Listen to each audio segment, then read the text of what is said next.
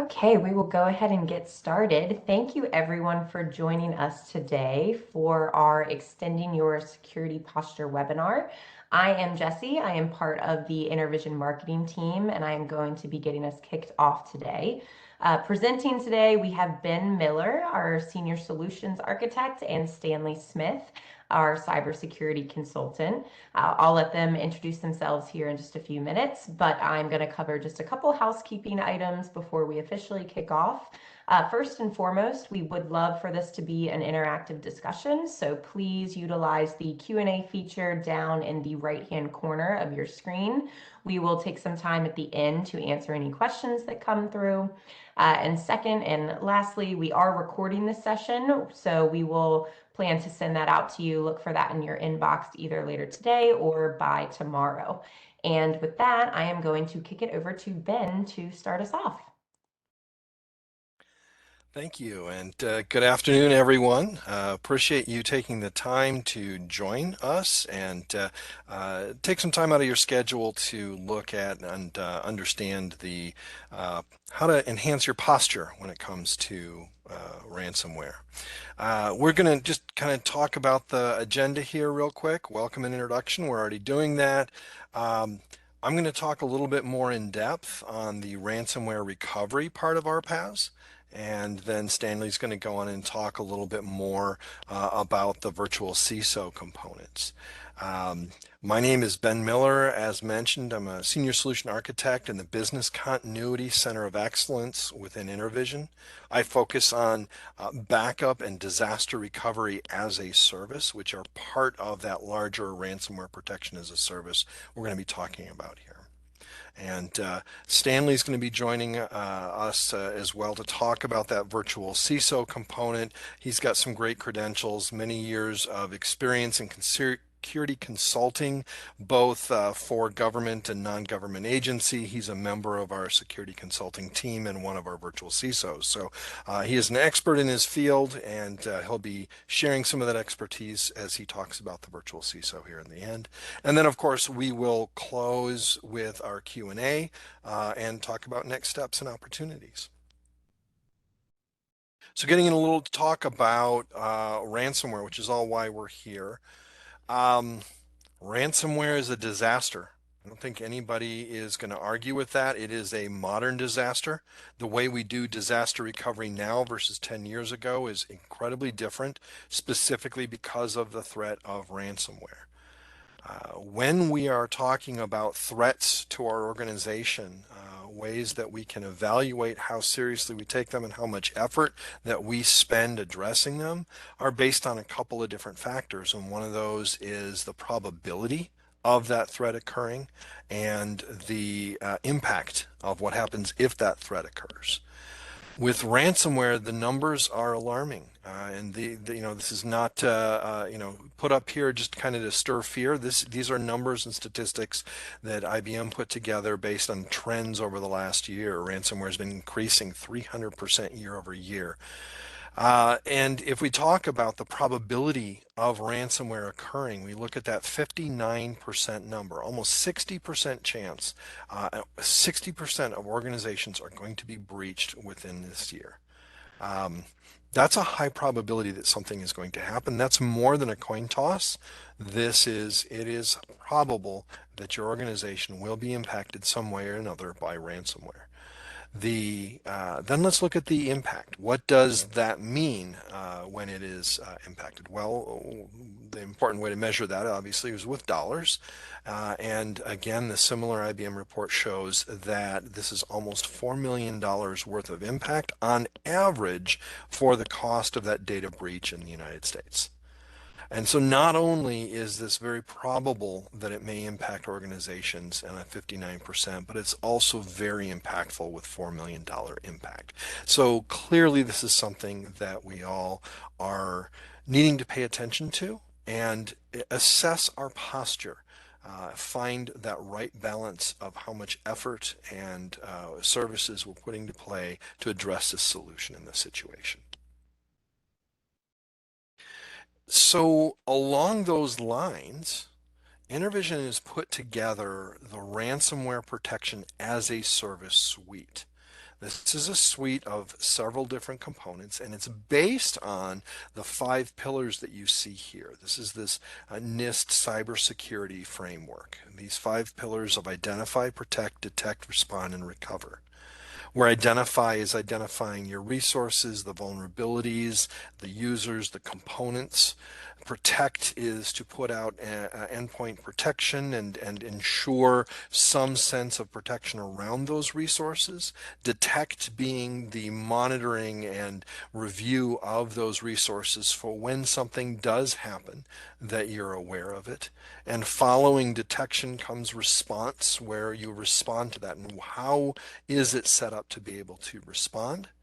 And then recover, to recover from that impact. And what does that look like? And so these 5 pillars form that cybersecurity framework. And we have created this ransomware protection as a service to provide layers that help address this. And I'll say congratulations to those of you out there. The CyberSafe investment that you've made has stepped you into this first piece here, the SOC as a service, the capability to have endpoint protection that has the ability to monitor for, detect, and allow response to activities. And so that's a fantastic first step. That's a wise first step into the whole suite of ransomware protection. The next layer that we talk about, and this is where my specialty comes in, is that ransomware recovery as a service. This contains disaster recovery and backup as a service components that, as you can see, covers the areas that the SOC as a service doesn't when it comes to helping overlap in the detect and respond and the recover aspects. And I'll come into more details with that here in just a moment. The final layer, and this is where Stanley's going to talk about this, is in the vCISO. It's the foundation of these. It's that ongoing advisory assistance for that maturation of that security posture and footprint. And I'm not going to steal any thunder. Stanley's going to talk about this more in depth and how that helps frame it up. And so this is that a complementary suite of services that connect with one another, that enhance one another and provide that value and ability to have more than just the detect piece, but a more robust security posture. So taking it a step further, we're going to talk a little bit more in detail about this. This is the cyber defense matrix. This was developed by a chief security scientist at one of the world's most renowned financial organizations, and it builds on the cybersecurity framework that I just talked about. It breaks it down further. You can look at the axis on the left where it talks about devices, applications, network data, and users. And this allows the discussion and conversation about the maturity posture across essentially an entire matrix of conversation. In addition to that, down at the bottom you see here is essentially a chart on where people, processes, and technologies play a role in these different pillars of the cybersecurity framework. And this allows discussion and conversation about where we are and in this security and the maturity of that posture. In addition, we kind of talk about a couple terms, that left of boom and right of boom. Boom being the bad thing that happens, and that there being activities that take place prior to there being a problem, and then there are activities that take place after something is a problem. And again, this allows for good discussion of, okay, who and what is involved left of boom and who is involved right of boom, and how are they involved in the whole solution. And so these are just some terms in the way that we talk about that ransomware protection as a service and where people come in and play. And I'll talk a little bit more about that in a second. In fact, this is where I'm going to talk a little bit more about that. I'm going to talk about that right of boom, that ransomware recovery as a service part of RPaaS, and that is that BAS, backup as a service, and DRAS, disaster recovery as a service. And they come together as part of that RPaaS suite. So starting off, we pose the question, if your data center is a crime scene, where will you restore? And the reason we ask that question is it kind of highlights that difference from 10 years ago, where a lot of people built disaster recovery plans around that second data center. They leveraged a lot of these fantastic tools such as stretching VLANs or networks across the wire. They leveraged those single sign-on capabilities for their vCenter and other components and servers that allows them to easily manage multiple data centers from one pane of glass. And now, when we're talking about the inclusion of ransomware into our planning, the idea of having a single credential plane creates some concern. The idea of having multiple data centers that are intimately connected actually could be part of the problem when you're not sure what you can trust after a cyber incursion. So the question is intended to modernize our thinking about that modern disaster. Where will you restore? And some of the things that come together in answering that question, some differences that we need to be thinking about these days in the age of ransomware are air gapping, immutability, and multi-factor authentication. Um, this is a checklist, looking at your applications, looking at your components, and determining if these are in place. And when we're talking about backups, it's incredibly important that you air gap a copy of your backup somewhere where it is not possible for the production environment to dispose of that data or corrupt it. It's one of the first things ransomware looks at today is getting in and corrupting or deleting backups so that they can be more assured that a person is motivated to pay the ransom. Number two is that immutability. Again, beyond air gapping, the ability to ensure that the data, once it's written, back in the old days, before this was gray, we used to call it worm, once, write once, read many. The idea that it can not be deleted until it is expired. So again, that ransomware malware cannot delete or cut off your ability to recover and restore. And then that multi-factor authentication. Again, creating such a fashion of credentialing that if something is compromised, that you create another barrier for compromising those credentials, that they need a second factor or more of authentication to be able to execute those administrative capabilities. The ransomware these days looking at exploiting hypervisor level or other lower level functionality to delete and disrupt business capabilities. So bringing all these together, we package these into our backup as a service and ransom or disaster recovery as a service capabilities by leveraging the technologies that allow us to do credential air gapping, where there are two different or multiple different credential routes. So if one is compromised, the second is not.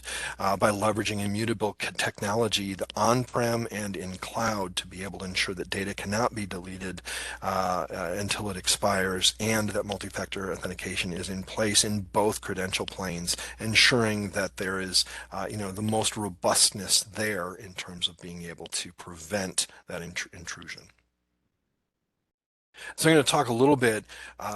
There will not be a test on this immediately during this session, but this is kind of to go back to that conversation I was talking about that matrix, that cyber defense matrix, where we can look at the, the pillars and the rows here and talk about the things that need to take place before the boom, the identify and protect components that go into what we need to plan for recovery. And so you'll see that our backup as a service and disaster recovery as a service involve understanding, inventorying your environment and identifying and prioritizing what workloads need to come online and how fast, and what are RTOs and RPOs, and how do users access that over the network or over VPN or over private circuits, designing and building the backup solution so that it takes into account that immutability and the offsite capability,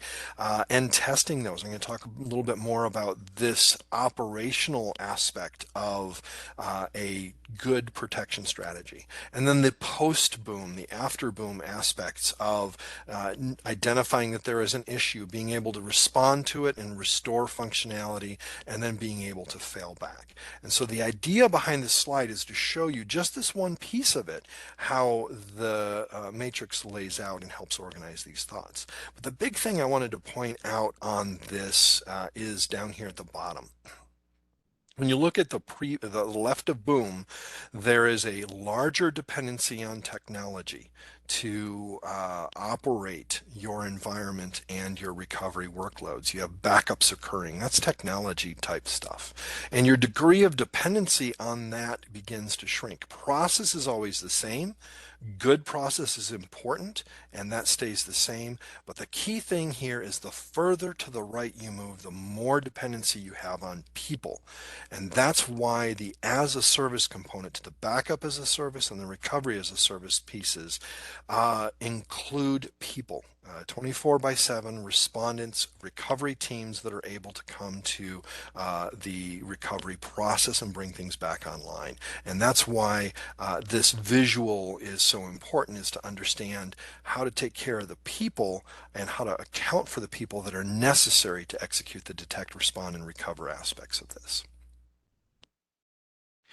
So I talked about process. I'm not going to go into all the details on this, but essentially we have built the ransomware protection as a assurance process that allows us to bring our SLAs around both the BAS and DRAS services that make this function. And we do that by doing the left of boom activities up front during discovery and onboarding.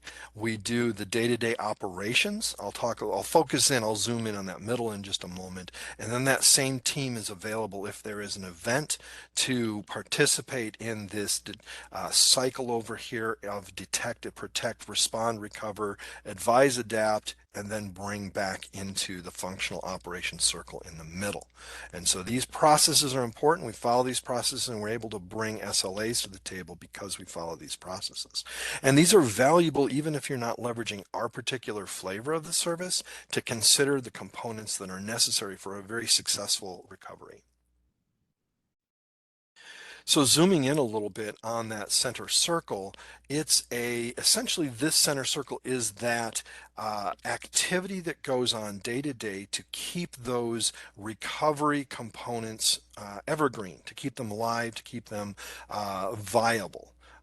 No one, no one can set and forget and just leave it, because otherwise, when you have a disaster, you have a dusty binder that no one's, looked at or consulted. And what we want to make sure is happening is that not only is the data being protected in terms of making sure that it's backed up, it's monitored, it's actively protected to your recovery environment, but that we are testing the recovery, that we are executing plays where we can test this is an infrastructure failure, this is a ransomware recovery, this is a data breach, whatever those types of scenarios, we're testing for them. And we continue to manage and operate the environment, providing that it has good health, and we're taking care of that on your behalf, so you're not hiring a team of people in addition to manage this.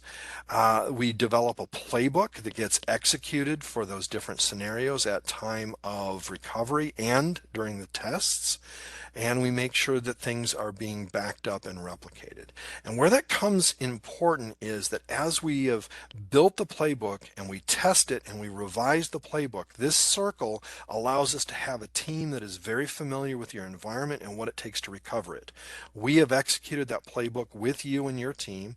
And I like to liken this to, it's really awesome if my house were to catch on fire, if all my neighbors showed up with their garden hoses That's fantastic. But what I really want are the firemen who have practiced putting out fires. They know how to do it quickly and well and safely, and they have trained in this. And that's exactly what these as a service allow us to do, is to not only manage and maintain the environment for you, but practice it with you and execute it so that if something happens, it literally is a well rehearsed execution rather than an emergency blow the dust off of the binder. As I mentioned, this leads to 5 industry-leading SLAs that we bring to bear when we come to our recovery components. I'm not going to go into the detail on these, but these recover our response all the way through recovery time objective as to how fast can your environment be booted up. And we put teeth around these to say that we will have these up within this time frame. We design that with you and we practice it with you so you know it works. So when and if it happens, we are there together and we know that it works. One more slide here on this. I just want to point out that technology does play a piece into it. We kind of touched on that descending line as it gets smaller in the matrix of technology. But these are the Lego blocks of technology that we can bring to bear with our BAS and our DRAS components of this. And they are different tiers of recovery, speed of recovery. Different workloads are more urgent than other workloads. Some workloads may just need to be backed up off-site for just in case. Other workloads may need to be brought on within a day or two. Still more need to be booted up within minutes to resume operation, and some need to fail over hot. For example, database clusters or VPN or firewall concentrators, things like that need to be online for the rest of the involvement. In addition to that, we also support 3 different types of clouds that we recover those to, and they all have unique and powerful attributes that we leverage, and that's why we support all 3 of Azure, AWS, and a vCloud environment that allow workloads to recover in each of these different ecosystems. They all have their pros and cons, and I'd be happy to talk about those. So that wraps up the talk about, our backup as a service and our ransomware recovery as a service and where that fits in the whole model of that ransomware protection as a service. And then I'm going to pass it over here to Stanley to talk about our vCISO aspects of that suite. All right, thanks, Ben. Appreciate that. So I'm going to be so I'll give a quick introduction on who I am. So my name's Stan Smith. I am a cybersecurity consultant here at InterVision, and I also am a vCISO here to several companies that we work with. Next slide, Ben.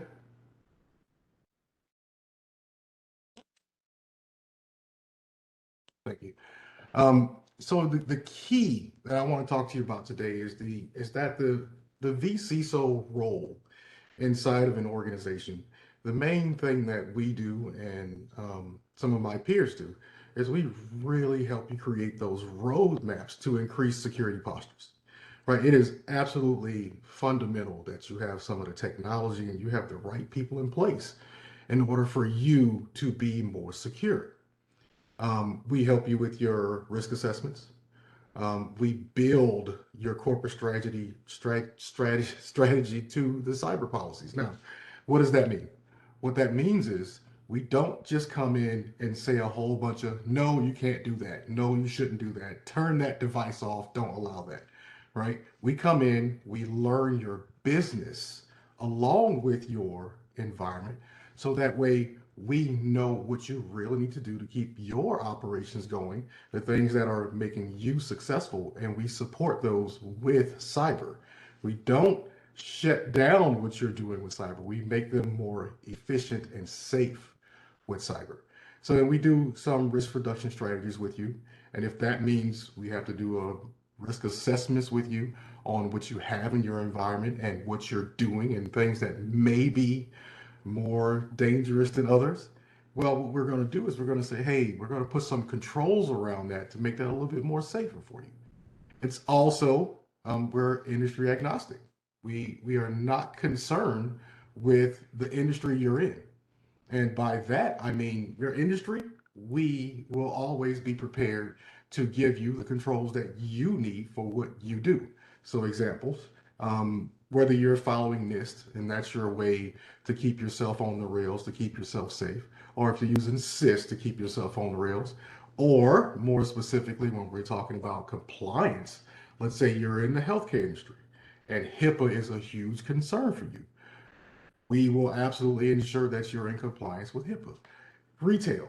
Let's say you use a lot of credit cards. You get a lot of credit card swipes in your environment. You're protecting those customers' credit card data. Well, that means you have to be concerned with PCI, and we will be prepared to make sure your PCI is good to go.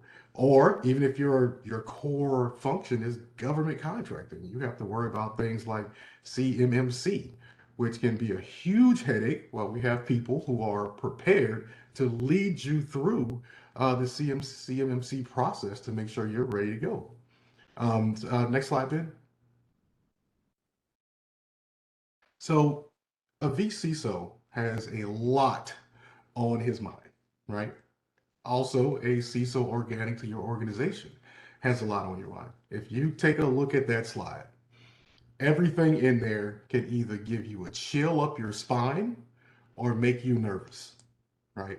So the idea is instead of having all of these crazy amounts of concerns that you're worried about, the idea is offload some of that to our vCISO service because that's what we do. We take a lot of this stuff that you need someone to be 100% focused on, and we take that off your hands so that you can continue the business of your company. Next slide. And why would it make sense? A lot of things people don't think about. One, it's very cost effective to hire a vCISO. A vCISO is going to cost you a fraction of what an organic chief information security officer is going to cost you. Right now, a chief information security officer can cost you typically between $150,000 and $250,000 a year. Um, we will not be charging you $250,000 a year for a number of hours from a person who's going to help advise you. Um, and then on top of that, not only is this person going to advise you, you're not only getting information and direction as to how your company should go from a security posture, you're also getting a team. Because in the background, we don't work alone. There are several of us who work together. So if any one person may need a little more information, I'm going to go reach out to the person who is an expert in the thing that I need a little bit more information for. I don't have to rely on just my own understanding. I have a team of guys, a team of experts who can be brought to bear for your environment. Another thing people don't think about, we will not be involved in your politics because we're not actually in your C-suite. And that is something that I think if most people admit it, that can be a concern inside an organization. Well, we're not in your organization. We are there to, sorry for the term, shut up and color. We are there to do the work, and we are not there to play a game. And that's of great assistance. And lastly, we're a translator. We are not the guys who are going to tech talk to you all day long. We can do tech talk because we come from a technical background, but our role is to advise and assist. So we have to be able to speak to the people in your C-suite. We have to be able to speak to your vice presidents and let them know, hey, this is what's actually going on. We speak in terms of risk. We speak in terms of we do not want to step on your profit, right? Because we know that is a concern, and that's what you get with a vCISO. So we are a bit of we're translators. We take the technical talk from the guys and we pass that to the other people who can actually make the decisions and drive your company's culture to a more secure security posture. Next slide. So here's where your vCISO can really come in handy. And when I say your vCISO comes in handy in these situations, it is absolutely critical that you have a person that is experienced, poised, and confident in what they're doing when an incident occurs. So just as Ben said earlier, as you get along in the identify, protect, detect, respond, and recover line, you begin to get more and more dependent on the people. Well, the good thing about having a VC, so especially getting one as part of an RPaaS package, is not only is that guy there to advise and assist, he also puts on his other hat in the case there is an incident.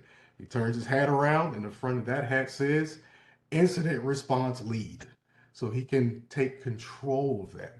So if you do not have a person that you believe can handle one of those incidents, our vCISO service is exactly what you're looking for. Next slide. All right, so like I said, when you use a vCISO and your as part of your RPaaS, yeah, you do not get that guy in the bottom right hand corner with the cape and the thing on his face, but that's essentially what he's there for. He is there to be your cyber hero. He is there to guide you and make sure you are doing the right things. Ultimately, the decisions do come from you. However, the advice and the experience of that VCSO should help you make the right decisions, just like the things Ben spoke about before. What happens if your data center is a crime scene? Do you want to immediately overwrite that and then never have a way to prove who did something to your organization? Right? And that's why the VCSO is so important. He understands your environment. And he understands your business partner. He knows what needs to come back up first so you can get back to work. So, and that way, as you push towards recovery, he is pulling you and he is pushing you at the same time. So that's the end of my presentation. I'm going to pass it back to Ben here. Um, so next slide. I think the slide is yours, Ben. Yep. Yep. Yeah. Just to kind of recap where we've been and what we've talked about. Thank you, Stanley, for going over that. That's a critical part of that RPaaS suite is that foundational piece, that advisor that helps grow that maturity posture. But you know, kind of to recap here, you all are a 30-year way to complete to a complete RPaaS posture. You've got that SOC as part nailed. You've got that done.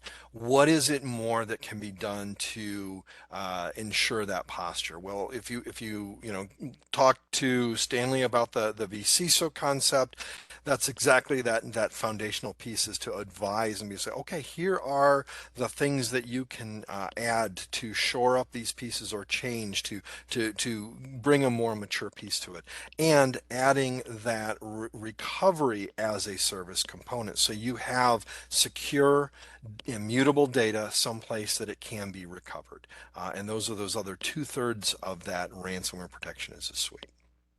So when we wrap these things up, we like to ask for kind of that key takeaway. If you took one thing away, what would it be? And I'm gonna ask Stanley that question of, you know, from his perspective with today's presentation. What is that one thing that you would have everybody take away?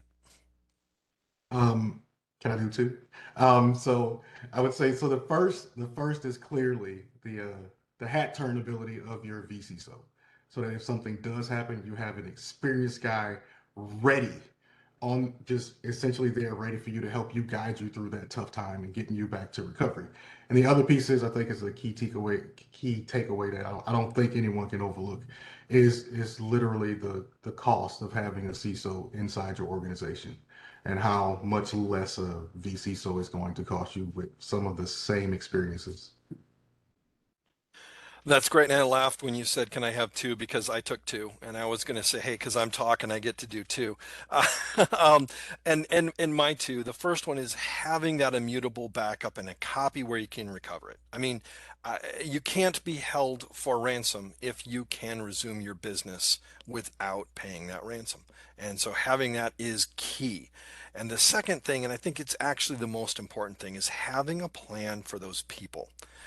There are some frightening statistics about IT hires or IT individuals leaving an organization after a all hands 24/7 emergency when they've been immersed in a situation like a ransomware or an outage, and everybody puts their own capes and hats on and comes to work 24/7 for a week and gets things back online and then goes and opens that offsite resume and begins looking elsewhere. And so having a plan for your people, having a team that is practiced in what you need them to do, that VCSO, that recovery team that doesn't do that kind of damage to your internal IT staff, no matter how big they are. So that's my second piece of that takeaway. All right, so what's kind of a next step? If it's not it's not if, it's when mantra of, you saw 60% of organizations are going to get impacted by ransomware this year. So knowing your score, there's a cyber risk maturity assessment that we've built and put together. You can scan that QR code and go to that. And what it asks are a number of questions that help us put together a cyber risk maturity score. And you can work with your account manager to set up a time and appointment to talk through that. It asks some pretty, I want to say invasive, but important questions about, how you're covering certain things. How would you rank yourself? It's a self-assessment. So again, you're not getting scored on this. You're not getting reported anywhere. This literally is, hey, if I answer these questions truthfully for myself, it tells me what my cybersecurity risk score may be. So you know where that there may be places you can shore up, and we can discuss those with your account manager, etc. So I've left that up there a little bit so you can get a screenshot or whatever you need to do to get a copy of that. But feel free to take a look at that and fill that out and contact your account manager. And again, thank you for participating, taking the time to be, to be here with us today. You've taken an important first step already. This is the next step in terms of that security posture. And now I'm going to pause and see if we have any Q&A questions that have come in that we can kind of wrap with.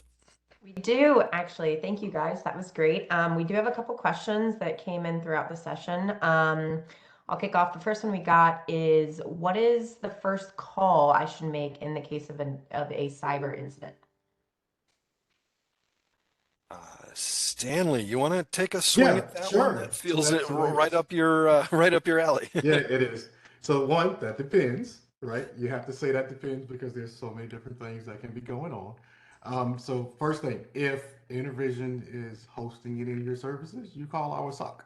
That's one. Step one. If we are not hosting your services, the first person you call is a person inside your organization. There should be, emphasis on should be, a cybersecurity incident response team in case these things happen that everyone inside your organization should know. You should call a member of that team, and then they should have a policy and some things that they follow immediately. Awesome. Next one. What mistake have you seen done during an incident response? Probably a lot.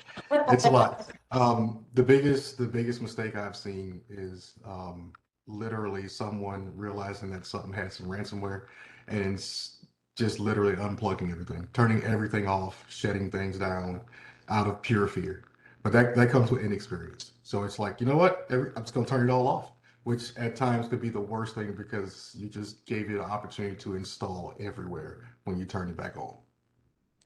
And I think that goes to that practice that I talked about with that recovery aspect. If you have a plan, you know your plan, and you've practiced that plan, then you're not responding out of panic or fear. You're responding out of practice. Yeah. Looks like we've got another. How have you seen the cyber security threat landscape changing recently?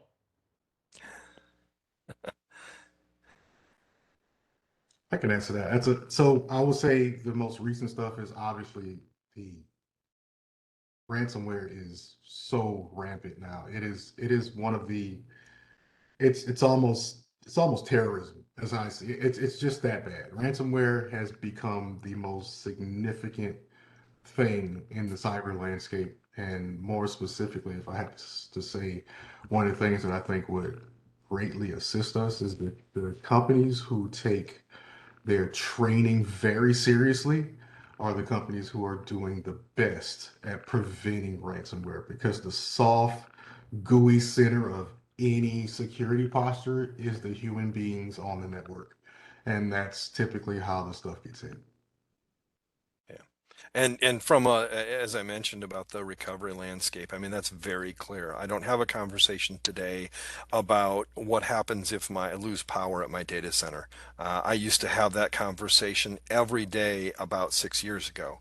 Today, it literally is, how do I protect myself from ransomware? And dwell times, something that may not come in and go boom right away. Somebody's in the environment and working actively to infect that environment. And so having those services to detect that, not just on the border, of an organization, but throughout an organization, east, west, and north, south traffic, making sure that behavior is being clocked and being observed. Looks like I'm seeing one more. This individual said multi-factor authentication is being pushed on the company. Once that is deployed, does that make us safer? Safer, yes, yes, absolutely does make you safer. The reason it makes you safer, I'm emphasizing the because you are not protected just because you have multi-factor authentication. It is much more difficult for a threat actor to compromise not only your system, but to also compromise the multi-factor authentication system in order to steal the way that you access it. So having to do two things to try to get into it and doing it in real time is actually quite difficult. Awesome. Looks like that is all the questions that came through. We can see, I don't see any others in the Q&A box that have popped up, but that was great, guys. Thank you so much. Thank you, everyone, for joining us today. Again, this is being recorded, so we will be sure to get a copy of that into your inbox. Thanks, everyone. Thank you all.